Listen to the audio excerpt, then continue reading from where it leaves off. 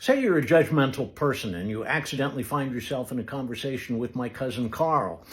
As he mansplains toenail fungus or the side effect of asparagus, you're thinking, Carl's not such a good example. No matter what, he's an idiot. But let's say you run across someone who's quiet, keeps to themselves, a wallpaperish type person. You might assume they're boring. Like, okay, say you're judgmental and you live next door to Jeffrey Dahmer. So you're thinking this guy's sweet, but really, really dull.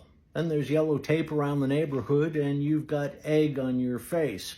Well, a lot of people thought Silent Cal or Calvin Coolidge was boring. He was the 30th president of the United States, but nobody really cares.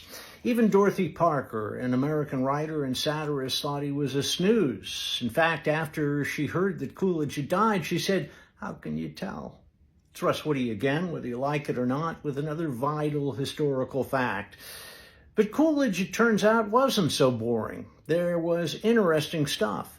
In fact, there's an official psychological term with his name on it. That's because when Coolidge and his wife Grace were visiting a chicken farm, they were taken on separate tours, and when Grace saw one of the large coops, she asked how often the roosters copulated. She was told about 12 times a day. Then she asked the guide if he would mind passing that information along to her husband. Later, when Coolidge himself was being taken through the same area, he was told what his wife said, so he asked the guide if the rooster always copulated with the same hen. The answer was no, the hens were always different. Coolidge then asked the guide to pass that information along to Mrs. Coolidge. So the Coolidge effect is now a real psychological term that describes how couples who have slowed down on the libido thing usually find their libido revived when they run across someone new and sexy, and hopefully not a chicken.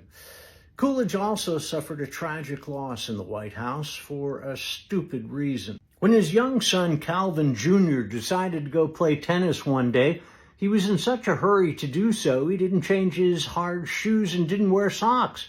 He developed a blood blister that became infected and caused blood poisoning. He died a few days later. He was 16 years old. And Coolidge became one of the few presidents in the White House to have a child die, along with JFK and Abraham Lincoln. Oh, he was also a prankster, Coolidge was, after the Secret Service installed a special bell in the White House so that he could ring it in an emergency. Coolidge would ring the bell then and hide so the agents couldn't find him, which is what I would do, and look, you would too. But he was president and you're not. The Secret Service finally had to take the bell away from him and I imagine give him a good talking to. So childish. Calvin Coolidge, he had a milquetoast image, but he was a man who suffered great tragedy, showed great wit, and was immature and annoying. Carl, on the other hand, is just a one-dimensional idiot.